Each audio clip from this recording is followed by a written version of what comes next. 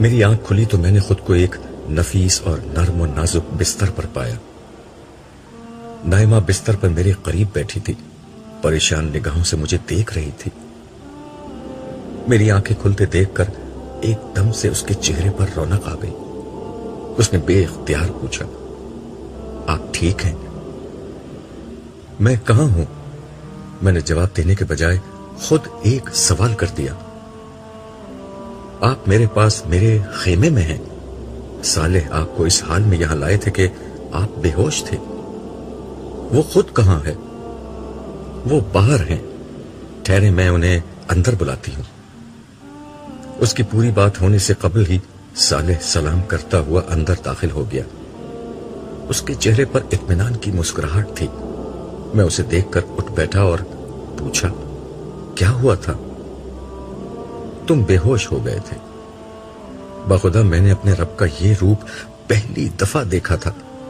خدا کے بارے میں میرے تمام اندازے غلط تھے۔ وہ اس سے کہیں زیادہ عظیم ہے جتنا میں تصور کر سکتا تھا۔ مجھے اب اپنی زندگی کے ہر اس لمحے پر افسوس ہے جو میں نے خدا کی عظمت کے احساس میں بسر نہیں کیا۔ میری بات سن کر صالح نے کہا، یہ غیب اور حضور کا فرق ہے۔ دنیا میں خدا غیب میں ہوا کرتا تھا۔ آج پہلا موقع تھا کہ خدا نے غیب کا پردہ اٹھا کر انسان کو مخاطب کیا تھا۔ تم نصیب والے ہو کہ تم نے غیب میں رہ کر خدا کی عظمت کو دریافت کر لیا اور خود کو اس کے سامنے بے وقت کر دیا تھا۔ اسی لیے آج تم پر اللہ کا خصوصی کرم ہے۔ مگر یہ بے ہوش کیوں ہوئے تھے؟ نائمہ نے گفتگو میں مداخلت کرتے ہوئے پوچھا۔ دراصل ہوا یہ تھا کہ ہم عرش کے بائیں طرف مجرموں کے حصے میں کھڑے تھے۔ اسی وقت فرشتوں کا نزول شروع ہو گیا اور حساب کتاب کا آغاز ہو گیا۔ اللہ تعالیٰ نے چونکہ غضب کے عالم میں گفتگو شروع کی تھی اور اس ناراضی کا اصل رخ بائیں ہاتھ والوں ہی کی طرف تھا، اس لیے سب سے زیادہ اس کا اثر اسی بائیں طرف ہو رہا تھا۔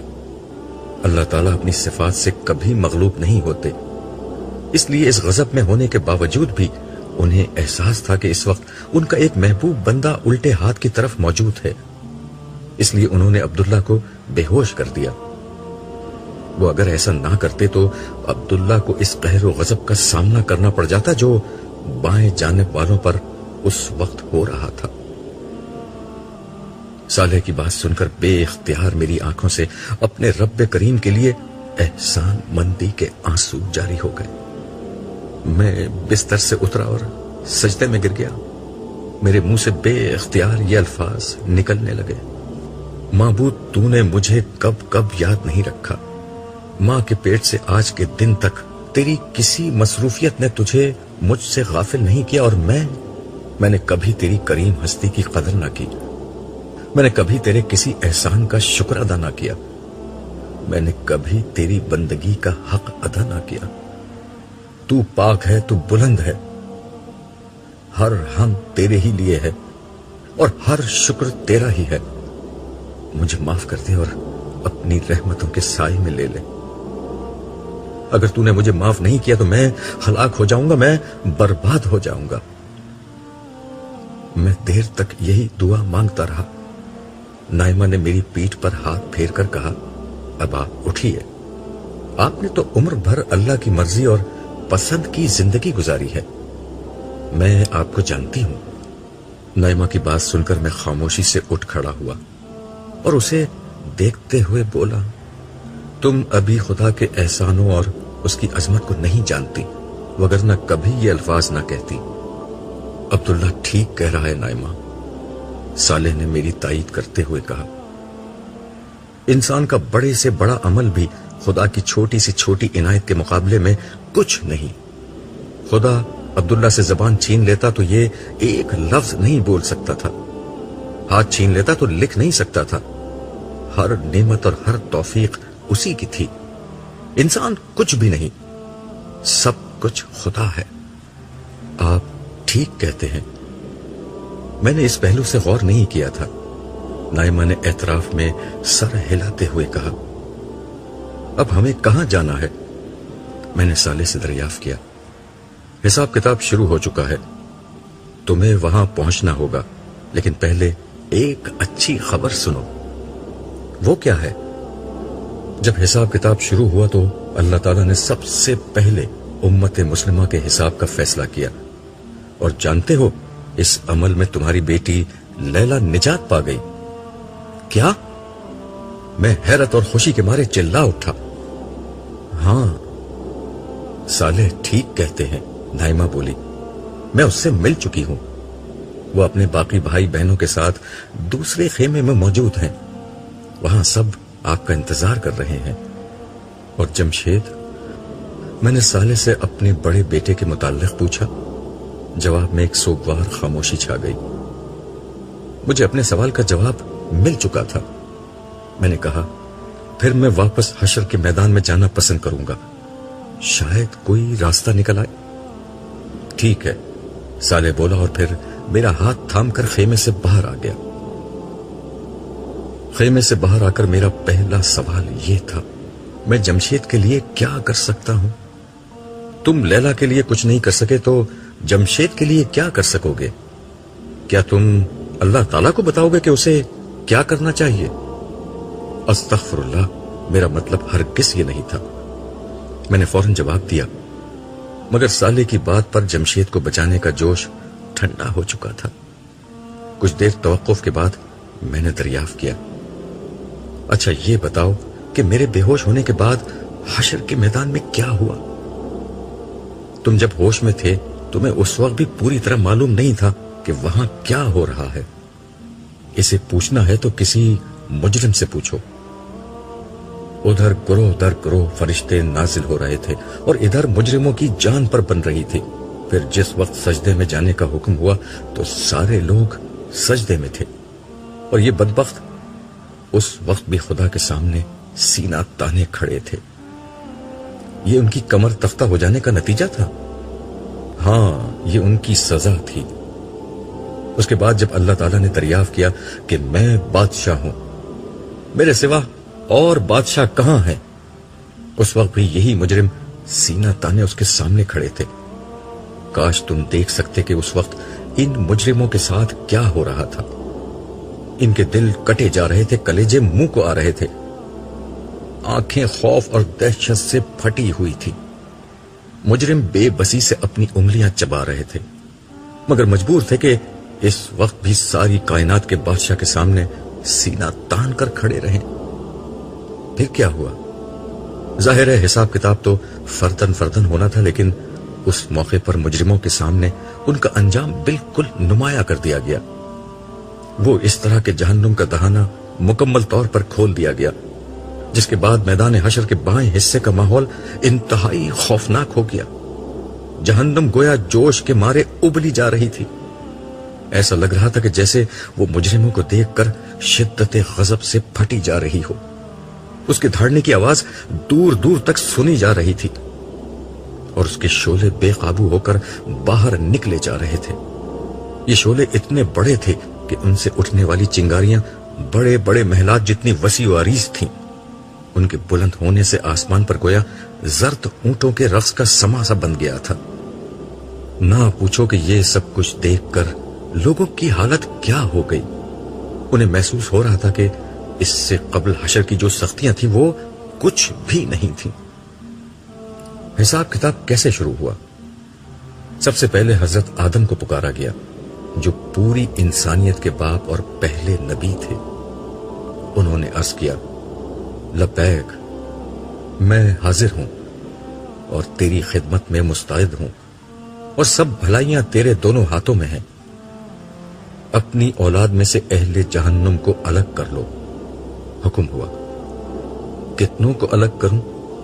انہوں نے دریافت کیا تو فرمایا گیا، ہر 1000 میں سے 999۔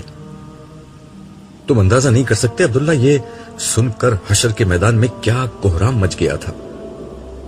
لیکن اتنی بڑی تعداد میں لوگوں کی جہنم کا فیصلہ کیوں ہوا؟ میں نے دریافت کیا۔ یہ فیصلہ نہیں، اس بات کا اظہار تھا کہ میدان حشر میں جو لوگ موجود ہیں ان میں 1000 میں سے ایک ہی اس قابل ہے کہ جنت میں جا سکے۔ دراصل انسانیت مجموعی طور پر ایمان و اخلاق کے امتحان میں بری طرح فیل ہوئی ہے۔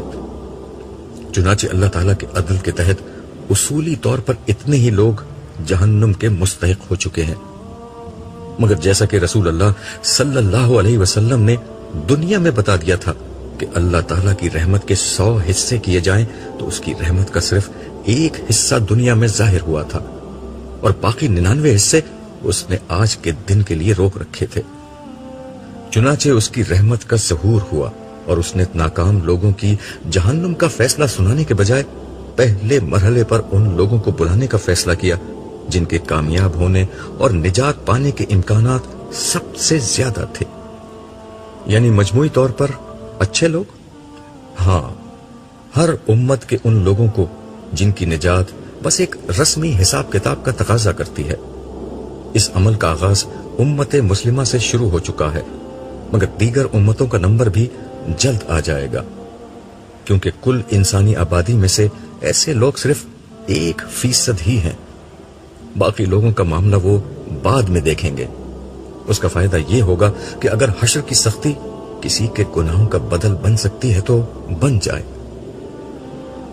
یہ کہنے کے بعد صالح لمحے بھر کو رکا اور پھر تعصب سے بولا، ویسے میں دوسرے لوگوں کے لیے زیادہ امکانات نہیں دیکھتا۔ کیوں؟ میں نے پوچھا۔ اس کی وجہ شرک ہے۔ اللہ تعالیٰ شرک کے معاملے میں بہت غیرت مند ہے۔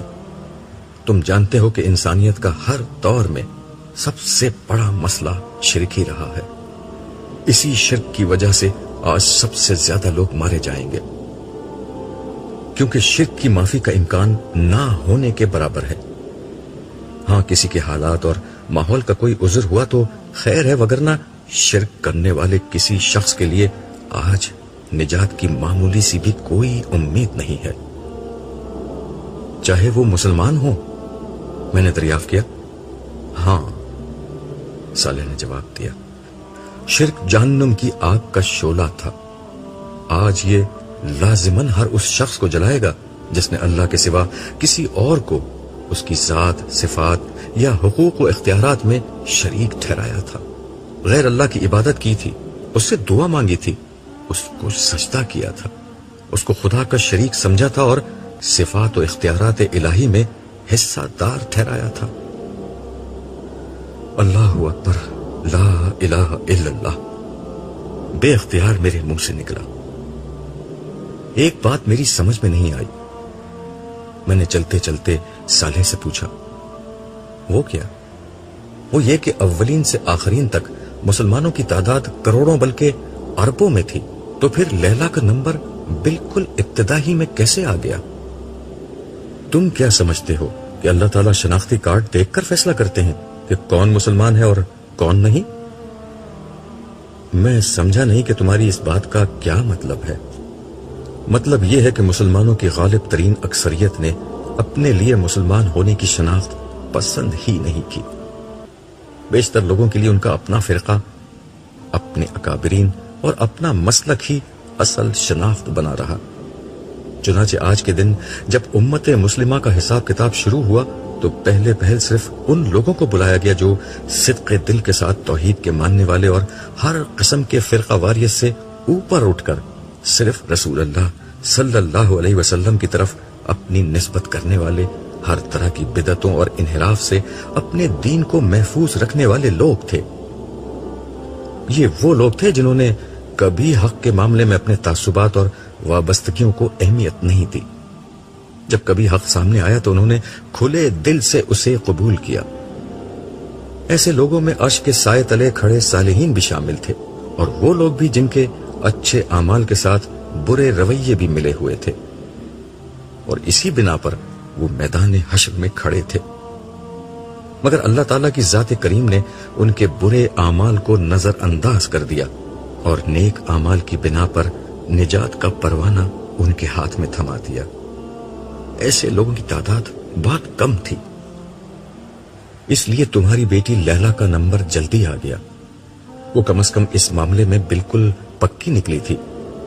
جو اس کی عملی کمزوریاں تھیں وہ حشر کی سختی جھیلنے کے بنا پر قابل مواخذہ قرار نہیں پائیں، بلکہ رب کریم نے کمال عنایت سے اسے بھی تمہارے ساتھ کر دیا، حالانکہ اس کے عمل تمہارے جیسے نہیں تھے، مگر میرا حساب کتاب اور فیصلہ تو ابھی ہوا نہیں۔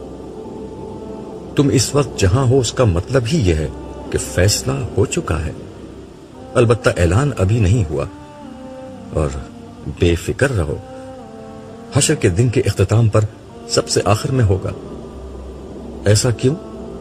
میں نے دریافت کیا تو صالح نے وضاحت کی۔ میں نے پہلے تمہیں بتایا تھا کہ 4 قسم کے لوگ ہیں جن کی نجات کا فیصلہ موت کے وقت ہی ہو جاتا ہے، یعنی انبیاء، صدیقین، شہداء اور صالحین۔ میں نے اسبات میں گردن ہلائی۔ صالح نے اپنی بات جاری رکھی۔ ان میں سے انبیاء اور شہداء وہ لوگ ہیں جن کا اصل کارنامہ عام لوگوں پر دین حق کی شہادت دینا اور توحید و آخرت کی طرف لوگوں کو بلانا ہے۔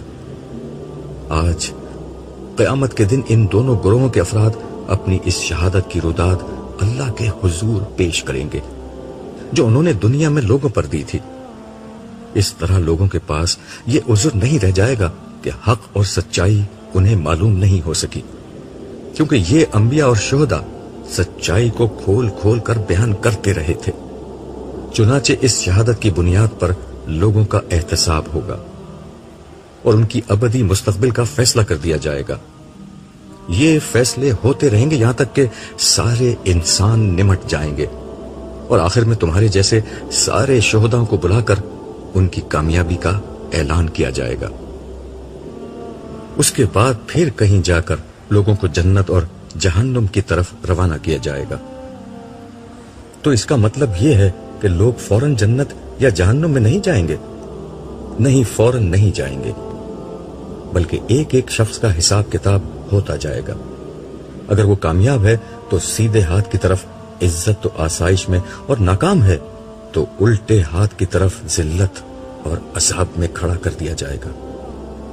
جب سب لوگوں کا حساب کتاب ہو جائے گا تو پھر لوگ گروہ در گروہ جنت اور جہنم کی طرف لے جائے جائیں گے۔ اور سب سے پہلے رسول اللہ صلی اللہ علیہ وسلم جنت کا دروازہ کھلوائیں گے، اور پھر اہل جنت زبردست استقبال اور سلام و خیر و مقدم کے ساتھ جنت میں داخل ہوں گے۔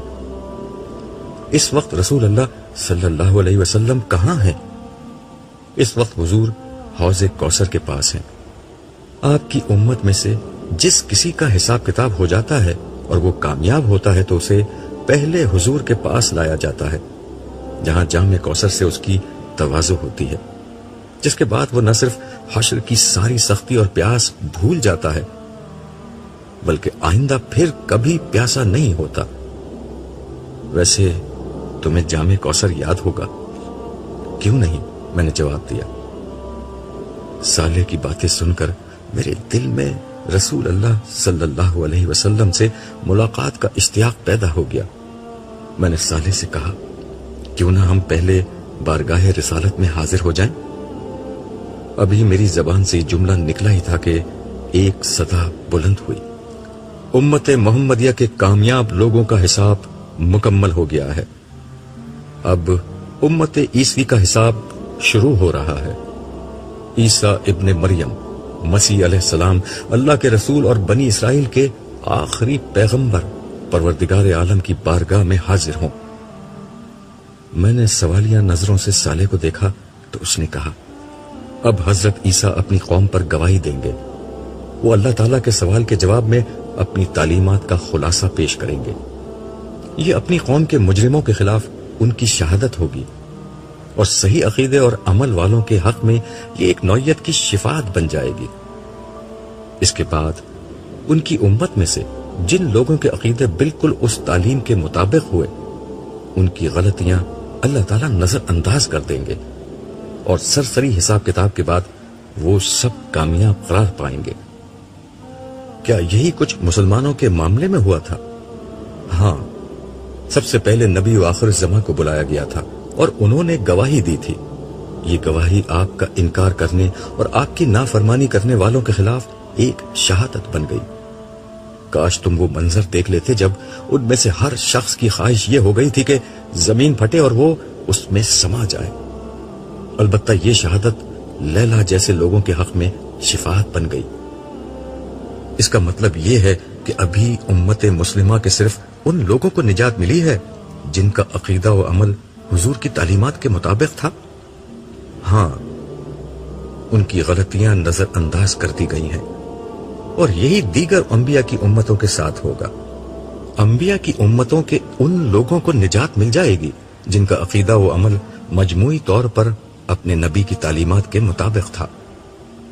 اس کے بعد میدان حشر میں صرف مجرم اور نافرمان ہی فیصلے کے منتظر رہ جائیں گے۔ پھر کیا ہوگا؟ اس کے بعد عمومی حساب کتاب شروع ہوگا۔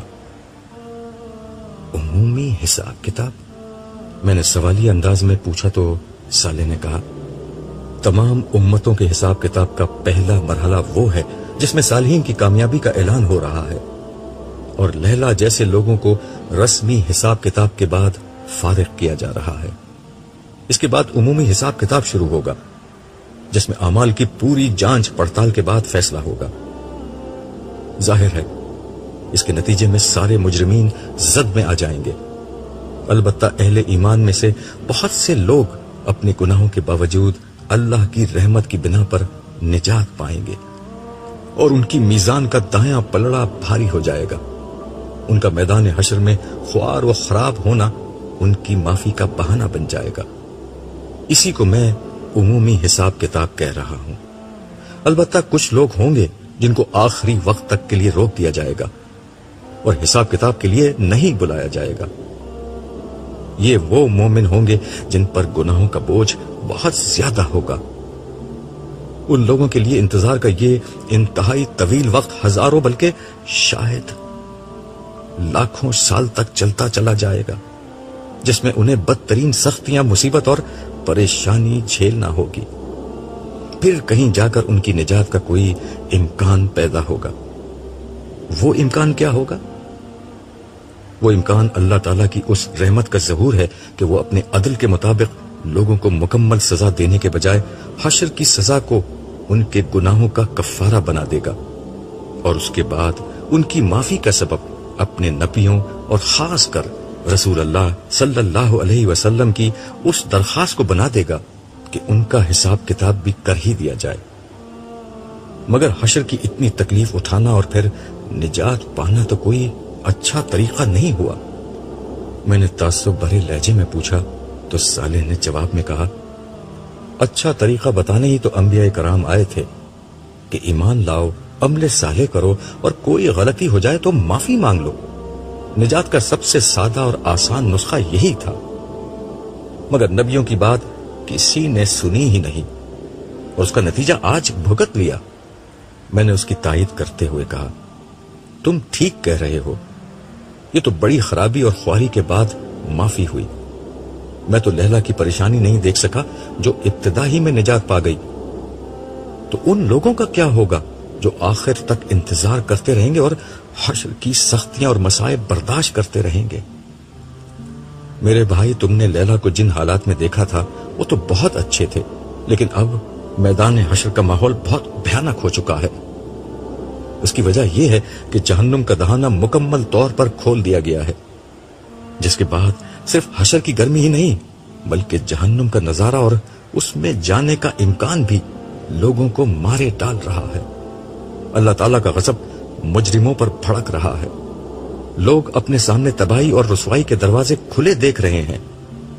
یہ سب اتنا ہولناک ہے کہ انسان کی برداشت سے باہر ہے۔ سب سے بڑی بات یہ ہے کہ کسی کو نہیں معلوم کہ اس کے ساتھ کیا ہوگا۔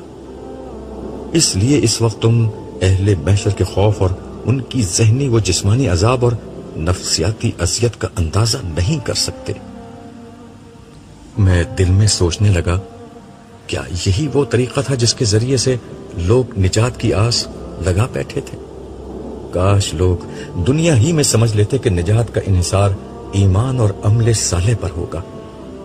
حضور نے ساری عمر اسی کی دعوت دی تھی، مگر لوگوں کی خوش فہمیوں کا کیا کیجیے۔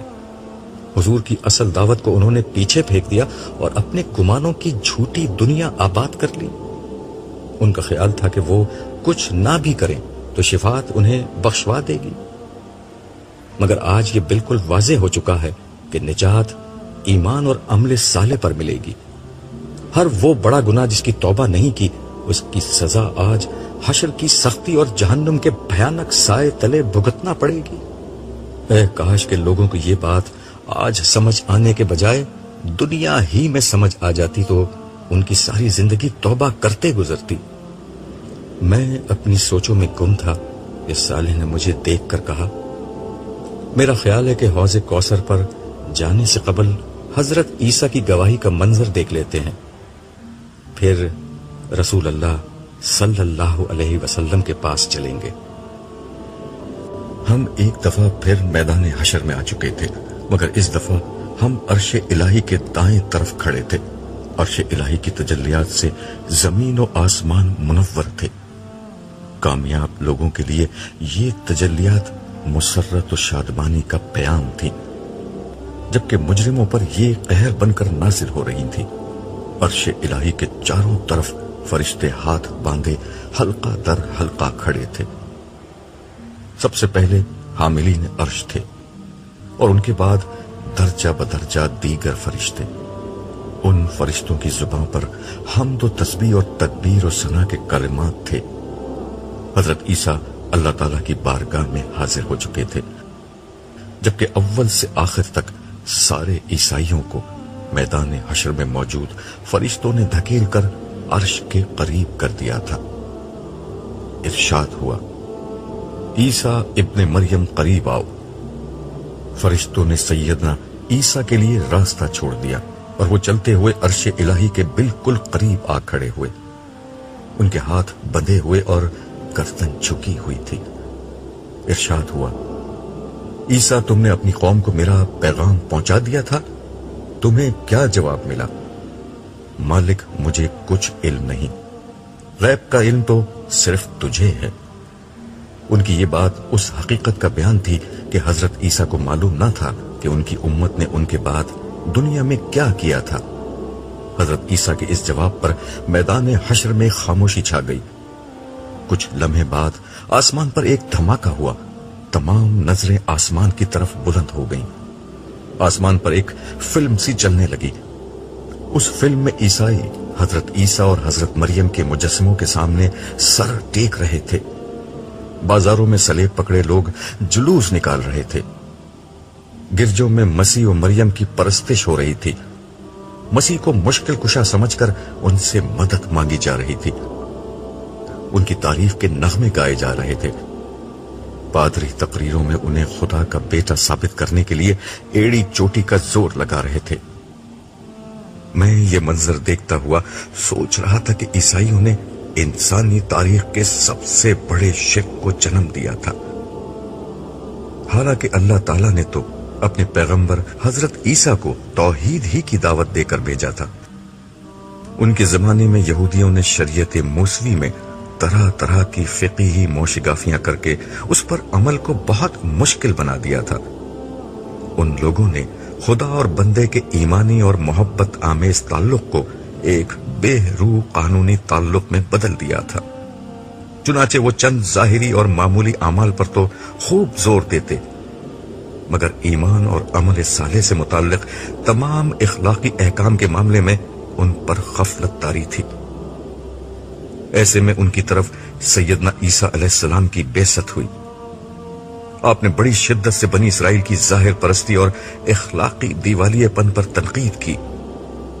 اپنے زمانے کے مذہبی لوگوں پر تنقید کرتے ہوئے انہوں نے فرمایا تھا، اے ریاکاروں، فقیہوں اور فریسیوں، تم پر افسوس کہ تم بیواؤں کے گھروں کو دبا بیٹھتے ہو اور دکھاوے کے لیے نمازوں کو طول دیتے ہو، تمہیں زیادہ سزا ہوگی۔ اے ریاکار فقیہوں اور فریسیوں، تم پر افسوس کہ پودینہ، سونف اور زیرہ پر تو زکوٰۃ دیتے ہو، پر تم نے شریعت کی زیادہ بھاری باتوں یعنی انصاف اور رحم اور ایمان کو چھوڑ دیا ہے۔ لازم تھا کہ یہ بھی کرتے، وہ بھی نہ چھوڑتے۔ اے اندھے راہ بتانے والوں، جو مچھر کو تو چھانتے ہو اور اونٹ کو نگل جاتے ہو، اے ریاکار فقیہوں اور فریسیوں، تم پر افسوس کہ پیالے اور رکابی کو اوپر سے صاف کرتے ہو، مگر وہ اندر لوٹ اور ناپرہیزگاری سے بھرے ہیں۔ اے اندھے فریسی، پہلے پیالی اور رکابی کو اندر سے صاف کر تاکہ وہ اوپر سے بھی صاف ہو جائے۔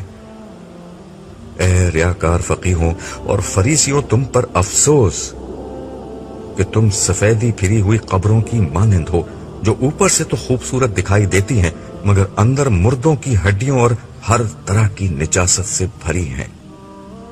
اسی طرح تم بھی ظاہر میں تو لوگوں کو راس باز دکھائی دیتے ہو مگر باطن میں بے دینی اور ریاکاری سے بھرے ہو۔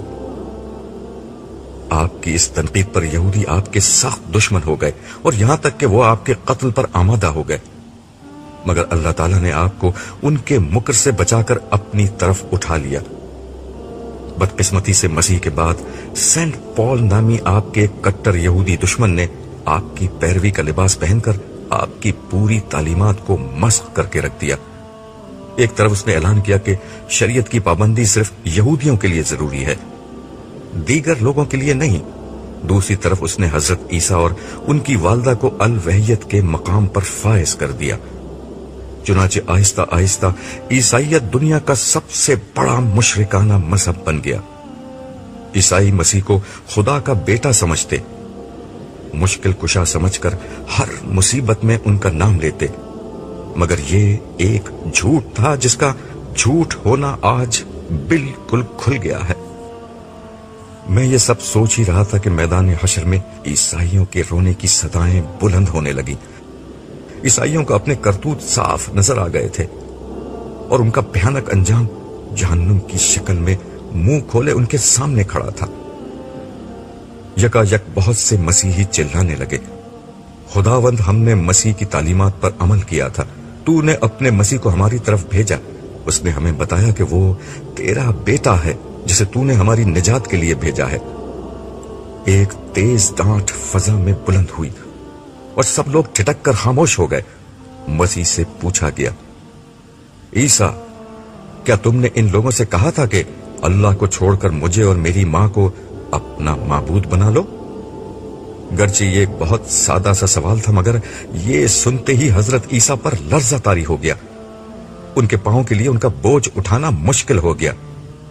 یہ دیکھ کر اللہ تعالیٰ نے فرمایا، عیسیٰ تم میرے محبوب پیغمبر ہو، میرے پیغمبر میرے حضور ڈرا نہیں کرتے، اطمینان سے میری بات کا جواب دو۔ اس جملے کے ساتھ ہی دو فرشتے حضرت عیسیٰ کے قریب آئے اور انہیں سہارا دے کر ایک نشست پر بٹھا دیا۔ یہ منظر انتہائی عبرتناک تھا۔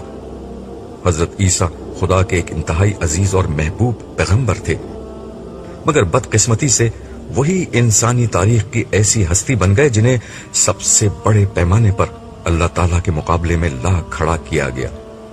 ان سے دعا و مناجات کی جاتی، ان کی حمد و تعریف کی جاتی، ان کی عبادت و پرستش کی جاتی، مگر آج اللہ تعالیٰ کے ایک سوال پر ان کی جو حالت ہو گئی تھی وہ ان کو خدا سمجھنے والوں کو خون کے آنسو رلانے کے لیے بہت تھی۔ آج سب نے جان لیا تھا کہ خدا کے مقابلے میں کسی کی کوئی حیثیت نہیں ہے۔ میں نے دل میں سوچا کہ ایک ایک کر کے خدا کے ایسے ہی دیگر صالح بندے آئیں گے جنہیں دنیا میں ایسے ناموں اور صفات سے پکارتے تھے جو صرف خدا کو زیب دیتی ہیں، مگر آج ان میں سے ہر شخص انکار کر دے گا کہ ہم نے لوگوں سے اس نوعیت کی کوئی بات کہی تھی۔ ہر ایک کا حال یہ ہوگا کہ مسیح کی طرح کسی میں بھی خدا کے سامنے کھڑے ہونے کی طاقت نہیں ہوگی۔ کاش ان کے نام پر دھوکہ کھانے والے لوگ خدا کی یہ عظمت پہلے ہی دریافت کر لیتے۔ کاش لوگ انسانوں کو خدا کے مقابلے میں نہ لے کر آتے۔ اس دوران میں حضرت عیسیٰ پر سے خشیت الہی کا غلبہ کچھ کم ہوا تو وہ کرسی سے کھڑے ہوئے اور عرض کرنے لگے، آقا تو پاک ہے، میرے لیے کیسے روا تھا کہ میں وہ بات کہوں جس کا مجھے کوئی حق نہیں۔ اگر میں نے یہ بات کہی ہوتی تو اسے جانتا ہوتا۔ میں نے تو ان سے وہی بات کہی جس کا نے مجھے حکم دیا کہ اللہ کی بندگی کرو جو میرا بھی رب ہے اور تمہارا رب بھی، اور میں ان پر گواہ رہا جب تک ان میں موجود رہا۔ پھر جب تو نے مجھے اٹھا لیا تو تو ہی ان پر نگراں رہا، اور تو ہر چیز پر گواہ ہے۔ اگر تو ان کو سزا دے تو یہ تیرے بندے ہیں، اور اگر تو انہیں بخش دے تو غالب اور حکمت والا ہے۔ یہ سن کر اللہ تعالیٰ نے فرمایا، آج صرف سچائی اپنے اختیار کرنے والے سچے لوگوں کو فائدہ دے سکے گی۔ پھر حضرت عیسیٰ کو رخصت کر دیا گیا اور فرشتوں کو حکم ہوا، عیسیٰ کی امت میں سے جس کسی کا علم اور عمل عیسیٰ کے پیغام کے مطابق ہے اسے ہمارے حضور پیش کیا جائے۔